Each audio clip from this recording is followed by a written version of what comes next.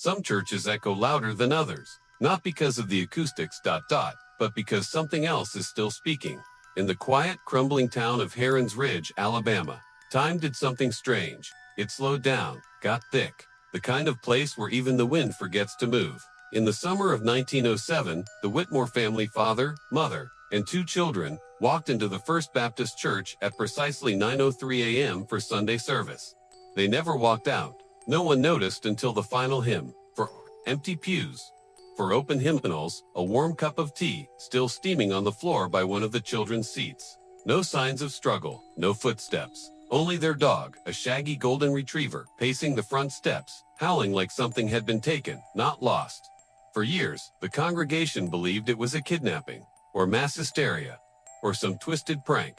But then, the same church bulletin that was printed that morning reappeared. In pristine condition, in 1981, inside the folds of that yellowing paper was a note, not written by hand, but printed in the exact same typewriter font used by the church. In 1907, and at the bottom, it read, "We are still in the room, but the room is no longer here." What haunts us isn't always what we see. It's what refuses to leave even after it's gone. The Whitmores weren't strangers, they weren't drifters, they were your neighbors, simple, people who smiled too easily for the times they lived in. Edward the father worked the rail lines. His hands were the kind that stayed dirty even after a bath. Lydia, his wife, used to leave little cakes on porches without ever saying a word. They had 2 children, Samuel, 10, and Ruthie, 6, always barefoot, always running too fast for the dust to catch them. And that Sunday, everything was normal. Samuel wore his stiff shirt like he hated it. Ruthie clutched a blue cloth rabbit. Lydia hummed that same low hymn she hummed when she was nervous. Edward whispered something under his breath before they entered the church. Only the dog seemed afraid. But what broke people wasn't the disappearance. It was what happened after. The pastor swore he never saw them arrive. Said he saw their seats full. Yes, but not their faces. Said he blinked during the scripture reading and felt like he'd lost 10 minutes. Other churchgoers confirmed the same. A time skip, a collective fracture. Like something had pressed pause on the rest of the world. Just long enough to take them. The pews were still warm when they were found empty. And the dog, it wouldn't stop staring at the pulpit, not barking, just trembling. No blood, no screams, just gone. Some messages aren't delivered. They arrive again and again, like time trying to remind you it made a mistake. In the winter of 1981, Pastor Ronald Griggs was cleaning out the back storage room of the now abandoned First Baptist Church. The town had withered since the Whitmore disappearance. People left, some quietly, some without packing. Heron's Ridge became a ghost that forgot its own face. Griggs wasn't from here. He'd just taken the property over, hoping to rebuild a new congregation. The church smelled like mildew and grief. But it was in that smell, behind a warped wooden panel, that he found it. A church bulletin dated June 9, 1907. Crisp, untouched, cold to the touch. No dust, no decay, just ... There. He thought someone planted it, until he opened it and saw his own name typed at the bottom. Griggs, followed by a message. You do not rebuild what was never finished. We are still in the room, but the room is no longer here. He dropped it, called the sheriff, the paper was taken. Never returned. But the next Sunday, Griggs says he saw something. While rehearsing a sermon alone, he looked up, and there, in the 3rd row, sat Ruthie. Same blue cloth rabbit. Same gaze. Not older, not dead. Just ... Paused. She didn't blink, didn't move, and then she wasn't there.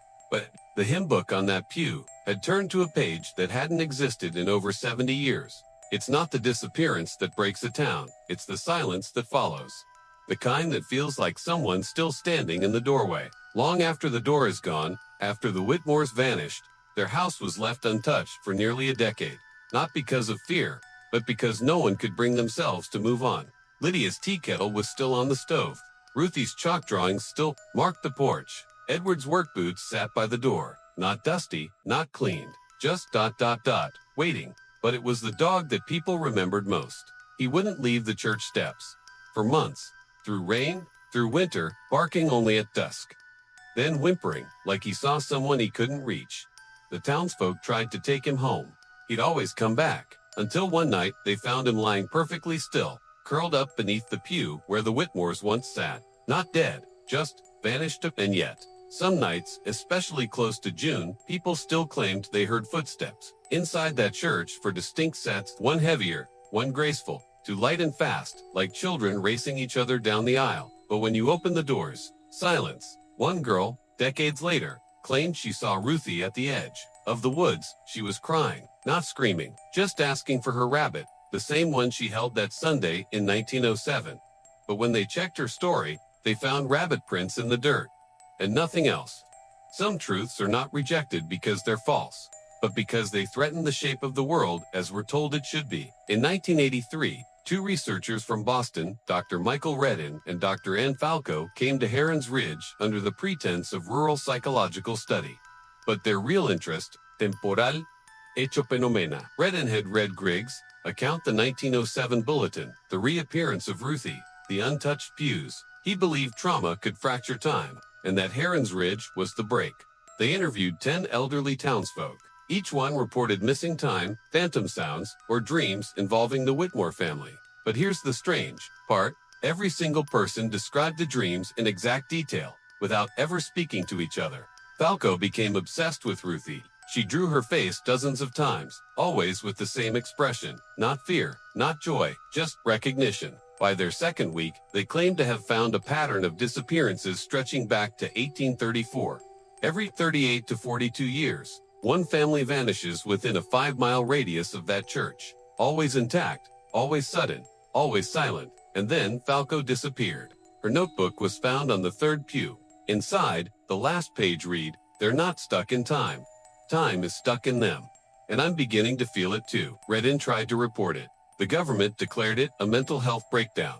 He was institutionalized within the year. Ask yourself by who benefits when the truth goes missing. Sometimes a family doesn't vanish. Sometimes the world around them forgets how to see them. There was one detail Redden never shared with the press, but he wrote it in his private journal, smuggled out by a nurse who believed him. A secret he uncovered just days before Falco vanished. The Whitmores were not the first. A family with the exact same facial features, same names, same dog breed, appeared in a church census in 1834 and again in 1796. Always spaced 38 to 42 years apart. Different towns, different states, but the same bloodline. Each time, they were recorded attending church. Each time, they vanished without a trace. No graves, no births. Only one consistent detail: a child holding a blue cloth rabbit. This isn't just horror, this is design. What if some families are anchors in reality? What if when they disappear, the cracks they leave behind let something else in, something that doesn't belong? And what if this cycle is still active? Because in 2024, a child was found in Georgia, barefoot, trembling, holding a cloth rabbit. She didn't speak for 2 days, and then softly whispered, "We're still in the room. The room just isn't yours anymore." So if you've heard the voices too, ... If you've ever forgotten what you were doing, just for a moment, during a prayer or a dream, comment below. I see beneath. I see beneath. Because some doors open when enough people remember they were there. The scariest part isn't what the truth reveals. It's what it removes from you in the process. After his release from the facility, Redden wasn't the same man. His beard had grown wild.